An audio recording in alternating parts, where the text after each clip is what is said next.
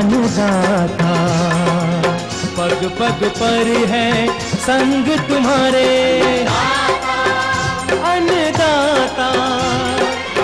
लहू किसानों का बन के पसीना सींचता है धरती का सीना।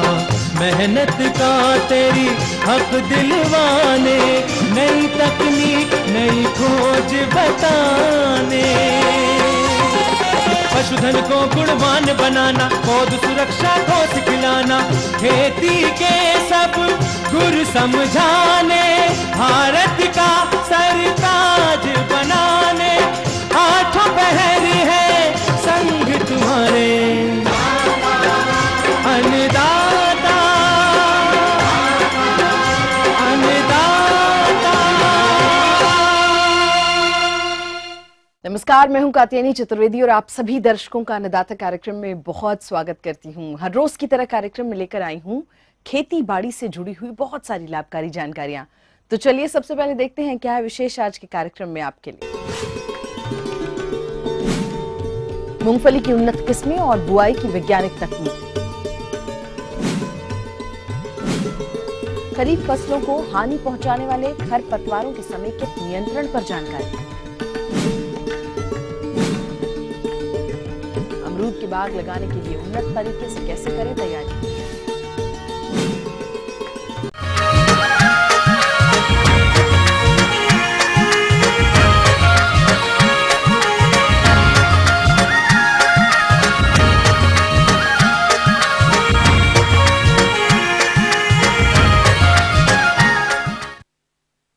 हमारे राज्य में मूंगफली की खेती मुख्य रूप से शिवपुरी, छिंदवाड़ा, बड़वानी, टीकमगढ़, झाबुआ, खरगोन आदि जिलों में लगभग 2 लाख हेक्टेयर में की जाती है और इसकी औसत पैदावार 16 क्विंटल प्रति हेक्टेयर है, जो कि अन्य राज्यों की तुलना में काफी कम है। और कम उपज मिलने के कारणों पर अगर गौर करें तो उसमें प्रमुख है उन्नत किस्मों का चुनाव न करना और इसकी बुआई से लेकर कटाई तक के प्रबंधनों का वैज्ञानिक तरीके से पालन न करना।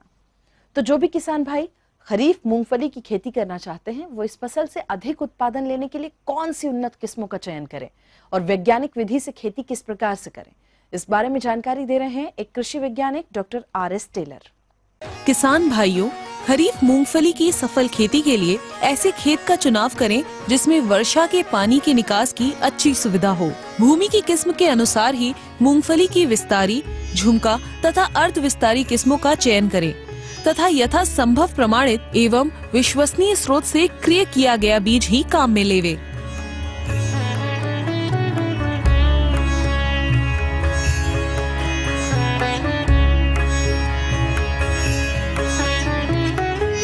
खरीफ मूंगफली की बुआई का उपयुक्त समय जून से मध्य जुलाई तक है। खेत की अच्छी तैयारी के बाद दीमक प्रभावित क्षेत्रों में क्विनाल्फास 1.5% चूर्ण की 25 किलोग्राम मात्रा प्रति हेक्टेयर की दर से बुआई से पूर्व अंतिम जुताई के समय खेत में अच्छी प्रकार मिलाएं। सफेद तट के प्रकोप वाले क्षेत्रों में फोरेट 10% का, क्विनाल्फास 5% या कार्बोफ्यूरान 3% 25 किलोग्राम प्रति हेक्टेयर की दर से बुआई के समय देवें। यदि ऐसा नहीं कर पाए हैं तो क्लोरोपाइरीफॉस 20% या क्विनाल्फास 25% की 2 लीटर मात्रा से प्रति 80 किलोग्राम बीज को उपचारित कर बुआई करें। बीज के जरिए फफूंद जनित रोगों की रोकथाम हेतु प्रति किलो बीज को 3 ग्राम थाइरम या कैप्टान अथवा 2 ग्राम मैंकोजेब या कार्बेंडेजियम से उपचारित करें। कालर सड़न तथा उकठा रोगों के प्रकोप से फसल को बचाने के लिए 4 से 8 ग्राम ट्राइकोडर्मा से प्रति किलो बीज का उपचार लाभदायक पाया गया है। इस प्रकार से इन दोनों दवाओं में से किसी भी एक दवा से यदि हम बीज का उपचार करते हैं तो निश्चित तौर पर जो हमारी मूंगफली की फसल है उस फसल को हम फफूंद जनित बीमारियों से हम रोक सकते हैं। साथियों, यदि हमको पोषण प्रबंधन की हमको जब बात करना है तो हमको समन्वित पोषण प्रबंधन के लिए मूंगफली की बुआई के समय बीज का निवेशन राइजोबियम कल्चर और पीएसबी कल्चर से हमको करना होगा।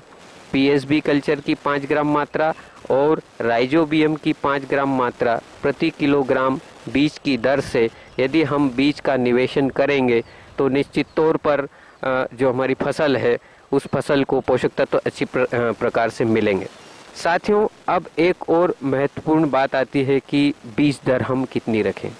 यदि जो फैलने वाली किस्म है हमारे पास में, तो उसका 80 किलोग्राम बीज प्रति हेक्टेयर की दर से हम उपयोग करें, और जो गुच्छे वाली जातियां हैं उनके लिए लगभग 100 किलोग्राम बीज प्रति हेक्टेयर की दर से हमको उपयोग में लाना है। इसके साथ ही एक और महत्वपूर्ण हमको ये सोचना है कि हम इसमें मूंगफली की फसल की ज़्यादा से ज़्यादा पैदावार लेने के लिए पोषण प्रबंधन किस रूप में और कितनी मात्रा में दें। साथियों, जो भी फसल हम खरीफ के मौसम में लें, हमको कार्बनिक खाद का उपयोग जरूर करना है।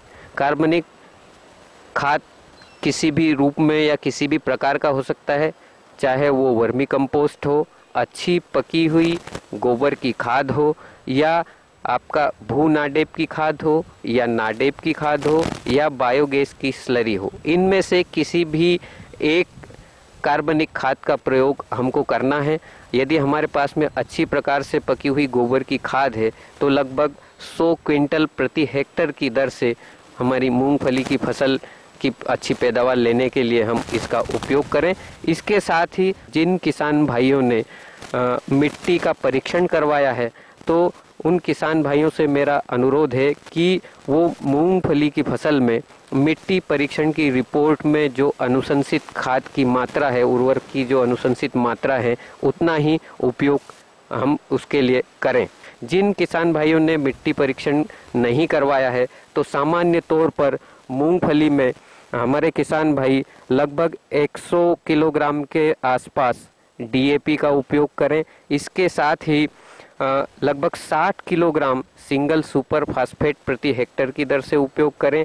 इसके साथ ही म्यूरेट ऑफ पोटाश की लगभग 32-33 किलोग्राम मात्रा प्रति हेक्टेयर की दर से यदि हम उपयोग करेंगे, तो मूंगफली की जो पैदावार है और मूंगफली की जो आवश्यकता है, उसको अपनी आवश्यकता के अनुसार पोषक तत्व उसको मिलेंगे। झुमका किस्मों की बुआई 30 सेंटीमीटर तथा विस्तारी एवं अर्ध विस्तारी किस्मों की बुआई 40 से 45 सेंटीमीटर की दूर स्थित कतारों में 3 से 4 सेंटीमीटर की गहराई पर करें। झुमका किस्म में पौधों से पौधों की दूरी 10 सेंटीमीटर तथा अन्य किस्मों में लगभग 15 सेंटीमीटर रखें। मूंगफली के खेत को कम से कम 1 माह तक खरपतवारों से मुक्त रखना आवश्यक है। इस हेतु परिस्थिति अनुसार यथोचित क्रिया अपनाएं। जी हाँ, तो ये थी कुछ उपयोगी जानकारियां। यहाँ एक बहुत छोटे से ब्रेक के लिए रुक रहे हैं, बहुत जल्द लौटेंगे। कार्यक्रम में आगे महत्वपूर्ण जानकारियां हैं, इसलिए बने रहिए हमारे साथ।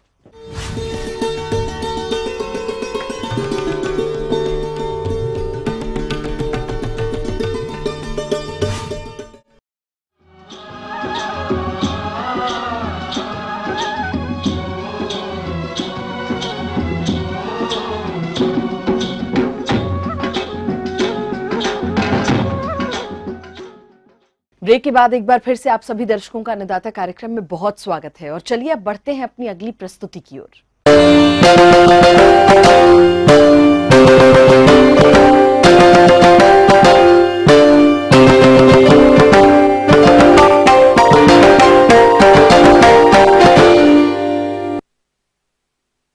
किसान भाइयों, हमारे प्रदेश में खरीफ मौसम में उगाई जाने वाली फसलों में धान, मक्का, ज्वार और बाजरा सहित तिलहनी, दलहनी फसलों की खेती काफी बड़े पैमाने पर की जाती है, काफी बड़े क्षेत्रफल पर की जाती है। लेकिन जब इन फसलों की उत्पादकता की बात आती है, तो पता चलता है कि इन फसलों का प्रति हेक्टेयर उत्पादन अन्य राज्यों की तुलना में काफी कम है।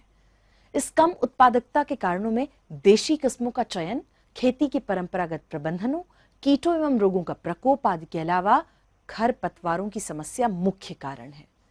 क्योंकि खरीफ में बरसात के कारण खरपतवारों की अधिकता हो जाती है, जिसके कारण उत्पादन में लगभग 30 से 35% से लेकर 100% तक की कमी आ जाती है। लेकिन इसके बावजूद भी हमारे किसान भाई खरपतवारों के रोकथाम के प्रति लापरवाही कर जाते हैं। इसलिए आप किस तरह से करें खरीफ फसलों में समेकित खरपतवार प्रबंधन, इस बारे में विस्तार से जानकारी के लिए देखिए कार्यक्रम का ये अंश।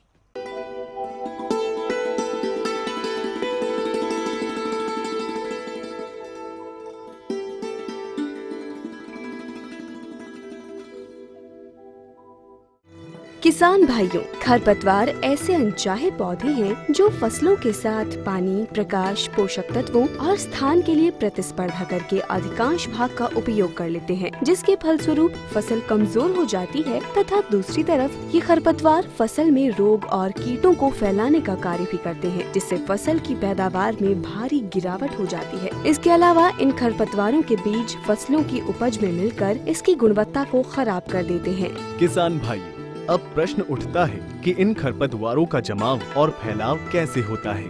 तो इनका जमाव और फैलाव बीजों में प्रयोग होने वाले अशुद्ध बीजों द्वारा पिछले फसल में उगे खरपतवार के बीजों से, पशुओं के गोबर और चराई से, सिंचाई जल में बहकर आने वाले खरपतवार के बीजों से होता है। जहाँ तक खरीफ फसलों में खरपतवार होने से होने वाली हानि का प्रश्न है, तो न्यूनतम 20 से 40% तथा कभी कभी ये नुकसान 100% तक भी पहुँच जाता है। खरपतवारों में फसल के साथ प्रतिस्पर्धा का समय अलग अलग होता है। जैसे धान में रोपाई से लेकर 50 से 60 दिनों तक, मक्का, ज्वार, बाजरा में बुवाई से लेकर 35 से 40 दिनों तक, उर्द, मूंग में बुवाई से लेकर 40 से 45 दिन तक। गन्ना की फसल में खरपतवार का प्रकोप बरसात आने तक रहता है, उसके बाद ये नगण्य हो जाते हैं। फसलों से अच्छी पैदावार लेने के लिए इनको खरपतवार मुक्त रखना अति आवश्यक है। जैसा कि आप देख रहे हैं कि इधर खरपतवार के नियंत्रण हेतु रासायनिक दवाओं का प्रयोग काफी बढ़ा है, जिसके कारण भूमि और वातावरण में प्रदूषण का खतरा बढ़ने के साथ साथ कुछ खरपतवारों में इन शाकनाशी रसायनों के प्रति सहनशीलता भी बढ़ी है। इसके साथ ही खरपतवारों का नियंत्रण केवल निराई से ही संभव नहीं है, क्योंकि मजदूरों की मजदूरी बढ़ने के साथ साथ इनकी अनुपलब्धता भी आज के समय में एक प्रमुख समस्या है। इसलिए ऐसी परिस्थिति में खरपतवारों के नियंत्रण के लिए समेकित खरपतवार प्रबंधन पद्धति को अपनाया जाना अति आवश्यक है, जिसमें ऐसा प्रबंधन करना होगा जिससे फसलों में खरपतवारों का प्रकोप कम से कम हो सके और खरपतवारों से फसल को कोई आर्थिक नुकसान न हो। इस पद्धति की विशेषताएं इस प्रकार हैं।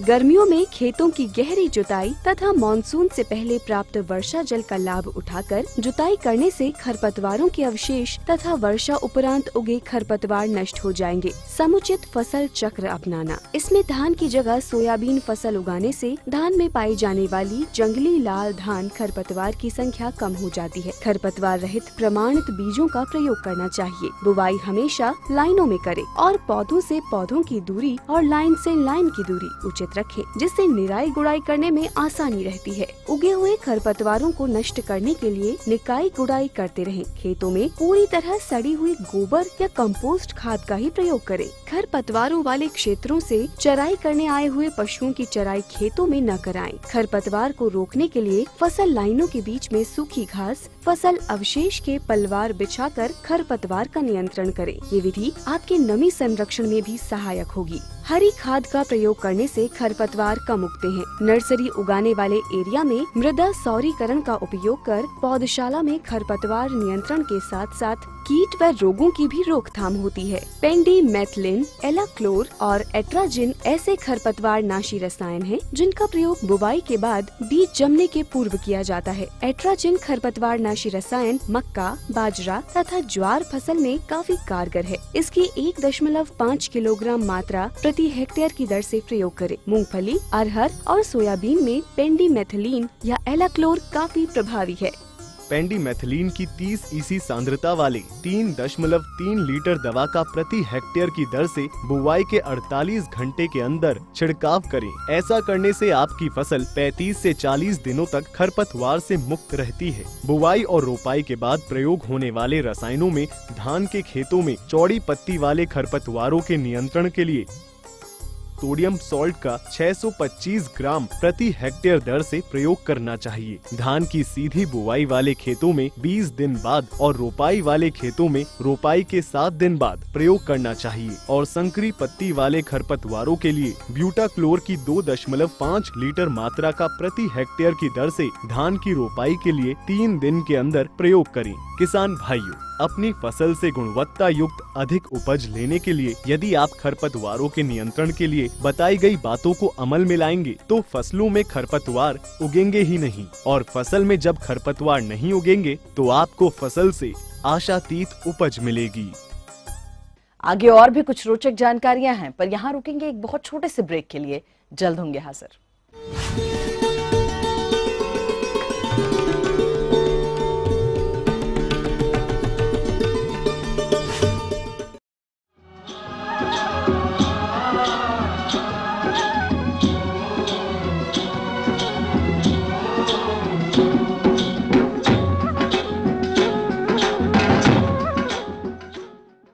ब्रेक के बाद आप सभी दर्शकों का अन्नदाता कार्यक्रम में बहुत स्वागत है और चलिए अब रुख करते हैं अपनी अगली कड़ी की ओर।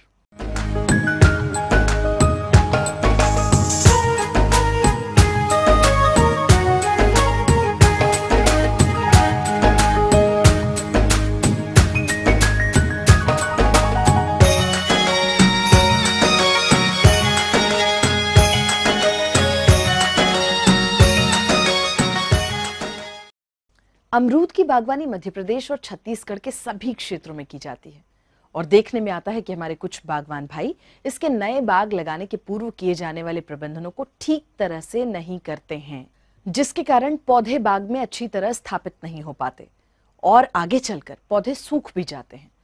इस तरह की हानि से बचने के लिए बागवान भाई पौधरोपण से पहले बाग के रेखांकन, प्रजातियों के चुनाव और गड्ढों की तैयारी किस तरह से करें, इन सभी बिंदुओं पर विस्तार से जानकारी दे रहे हैं बागवानी विशेषज्ञ डॉक्टर अनिल कुमार सिंह। किसान भाइयों के लिए अमरूद रोपण का समय 15 जुलाई से लेकर के 15 अक्टूबर तक सबसे अच्छा होता है, लेकिन उनको अमरूद रोपण के लिए जो तैयारी करनी है वो 15 मई से लेकर के जून भर उनको तैयारी पहले से करनी है और तैयारी पहले से करके जब अमरूद रोपण की वो कार्य करेंगे तो उसमें सफलता उनको ज़्यादा मिलेगी। वैसे तो गड्ढा खुदाई का सबसे उचित समय मई और जून का पहला पखवाड़ा होता है, लेकिन यदि आप ये कार्य किसी कारण नहीं कर पाए हैं तो तेज धूप की दशा में इस समय भी गड्ढे की खुदाई कर सकते हैं।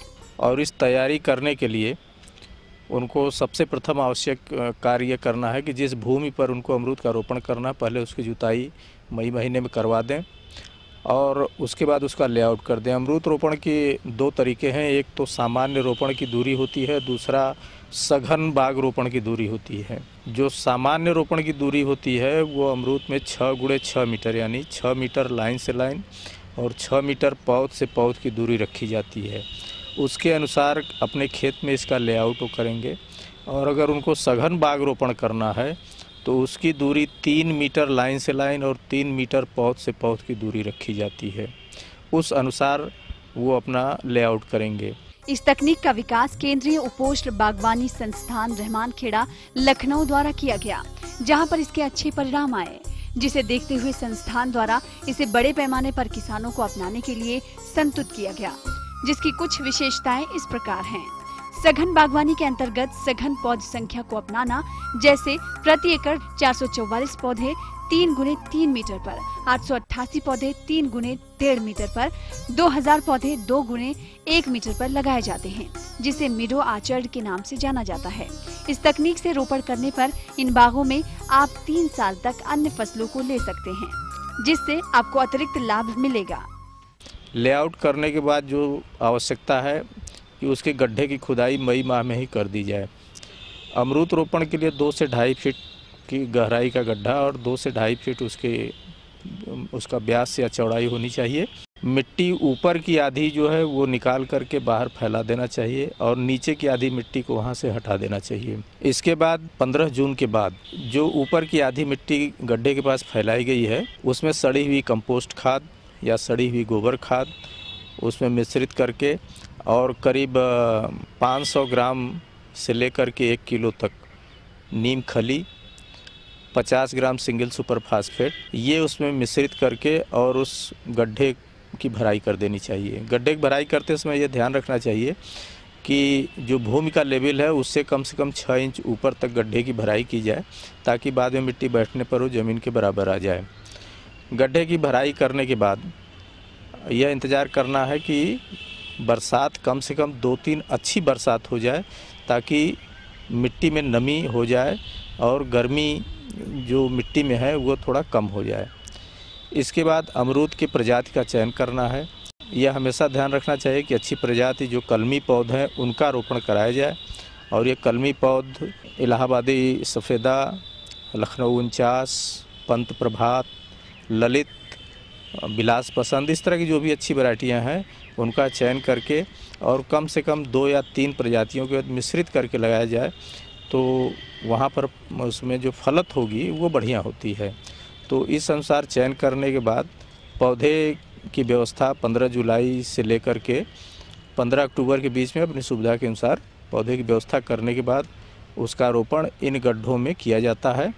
तो जितनी पौधे की पिंडी होती है उतने बराबर जो ये भरे हुए गड्ढे हैं उसके बीच में जगह बना करके और पौधे को वहाँ पर स्थापित कर दिया जाता है।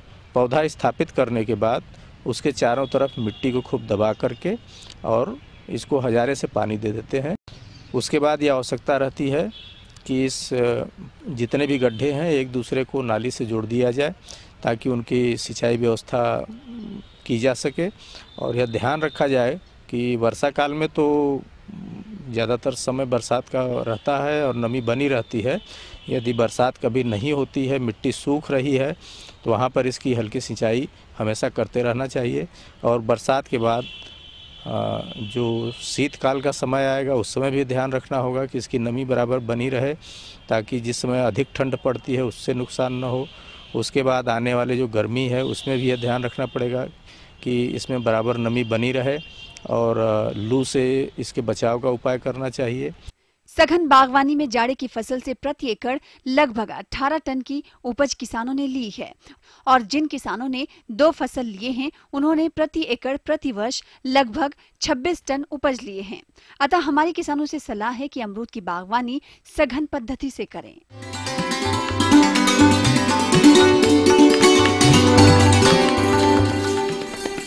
अन्नदाता हेल्पलाइन निशुल्क फोन संपर्क सेवा के माध्यम से आपके द्वारा पूछे गए कृषि से जुड़े प्रश्नों में से 1 या 2 महत्वपूर्ण प्रश्नों को हम अपने कार्यक्रम में जरूर शामिल करते हैं और इसी के तहत आज का चयन प्रश्न और उसका जवाब इस प्रकार है।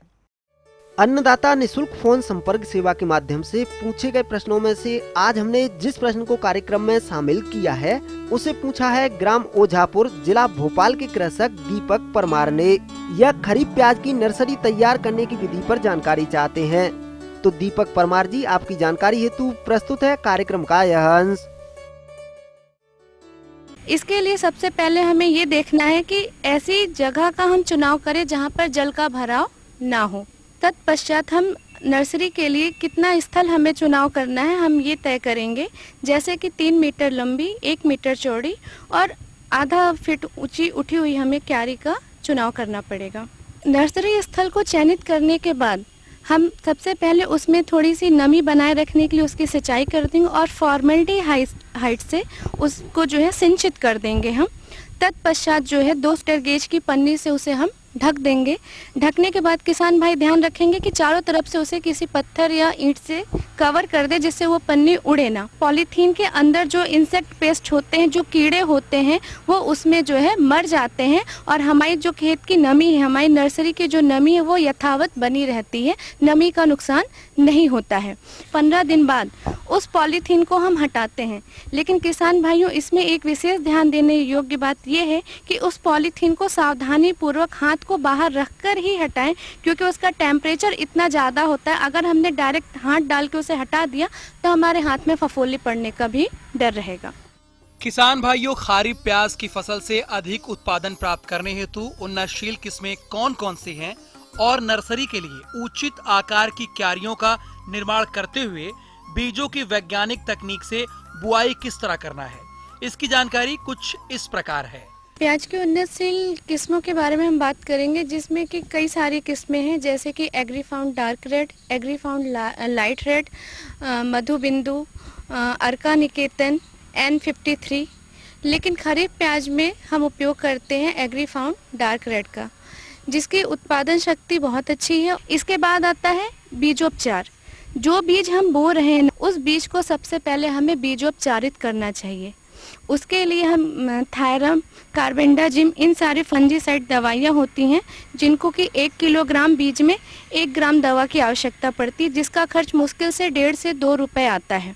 भूमि की तैयारी के लिए जिस तरीके से सारी फसलों की की जाती है भूमि की तैयारी, उसी तरीके से हमें करना। भूमि की अच्छी जुताई कर लेना है, पाटा लगा लेना है, जो मेड़ वगैरह उनमें एक भी खरपतवार ना रहे वो सारी चीज़ों को हमें साफ कर देना है। जो क्यारी अपने लिए चयनित करी है 3 मीटर लंबी, 1 मीटर चौड़ी और 1 से 1.5 मीटर ऊंची उठी हुई क्यारी, उसको अच्छी निदाई वगैरह करने के बाद उसमें हमें अच्छी सड़ी हुई गोबर की खाद 10 से 15 तगाड़ी उसमें मिला दें।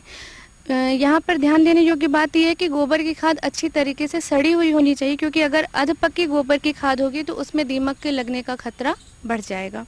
इसके अलावा रासायनिक उर्वरक में हम आते हैं तो नत्रजन, स्फुर, पोटास की 1-1 किलोग्राम मात्रा उसी क्यारी में हम अच्छी तरीके से मिला देते हैं। अगर किसान भाइयों को 19-19-19 मिल जाए तो वो भी बहुत अच्छी है, उसको हम उसमें अच्छी तरीके से जुताई करके उसमें हम मिला देते हैं। तत्पश्चात हमें उपचारित बीज को, जो भी हमने अपना बीज प्याज, खरीफ ओनियन का बीज उपचारित किया है उसमें हम उसे डालते हैं। 1 से 1.5 किलोग्राम बीज की आवश्यकता होती है हमें 1 एकड़ खेत में प्याज की खेती करने के लिए। तो बुआई 2 विधि से की जाती है, एक तो छिटकवा विधि से की जा सकती है, दूसरा लाइन विधि से की जा सकती है। लाइन विधि से करने से इसका फ़ायदा ये होता है कि हम उसमें जो भी खरपतवार या जो भी अन्य चीज़ें होती हैं उनका हम नियंत्रण बड़ी आसानी से कर सकते हैं। यदि नर्सरी में हमें दवा का स्प्रे करना पड़े तो हम बड़े आसानी से कर सकते हैं। किसान भाइयों, अभी आपने खारी प्याज की उन्नतशील किस्में और बुआई तकनीक के बारे में जानकारी हासिल की। इसके अलावा आप प्याज की नर्सरी से स्वस्थ पौध की प्राप्ति हेतु बीज बुआई के बाद नर्सरी का प्रबंधन किस तरह से करें, इसकी समस्त जानकारी कुछ इस तरह से है। प्याज के बीज इतने छोटे होते हैं कि अगर उन्हें जमने में कुछ दिन का समय लग जाता है, अगर वो यूं ही पड़े रहेंगे तो जो पक्षी होते हैं वो पक्षियों द्वारा उनका काफ़ी नुकसान हो जाता है और उसको जमने में भी ज़्यादा टाइम लगता है। इसलिए हम मल्चिंग का उपयोग करते हैं। मल्चिंग में क्या करते हैं कि हम पत्तों द्वारा जो है उस नर्सरी को ढक देते हैं। ढकने से एक तो उसका तापक्रम बढ़ जाता है, तापक्रम बढ़ने की वजह से बीज हमारा जल्दी अंकुरित हो जाता है। क्योंकि प्याज के बीज बहुत बारीक होते हैं, अगर उनको हम डायरेक्ट सींच देते हैं तो वो बह जाएंगे, इसलिए उसे हजारे की सहायता से उसकी जो है हम हल्की हल्की सिंचाई करेंगे, जिससे मृदा में नमी भी बनी रहे और साथ ही बीज का हमारे नुकसान न हो, वो अपनी जगह पर वो अंकुरित हो जाए। क्योंकि जून के महीने में जो वर्षा होती है वो बारिश की बूंदें जब उस पर पड़ेगी तो पौध हमारी इतनी नाजुक होती है कि वहीं पर वो कॉलर से, नेक से वो वहाँ से टूट जाती है, वो गल जाती है, उसमें गलन की समस्या आ जाती है। तो खरीफ प्याज में सबसे महत्वपूर्ण बात ये आती है कि किस तरीके से हम अपनी पौध का बचाव कर सके, किस तरीके से हम पौध को अपनी तैयार कर सके। उसके लिए हमें उसे पॉलीथीन से कवर करना पड़ेगा और ध्यान ये दें कि पॉलीथीन को बिल्कुल ज़मीन से ढकना नहीं है, उसे केवल ऊपर से ही कवर करना है।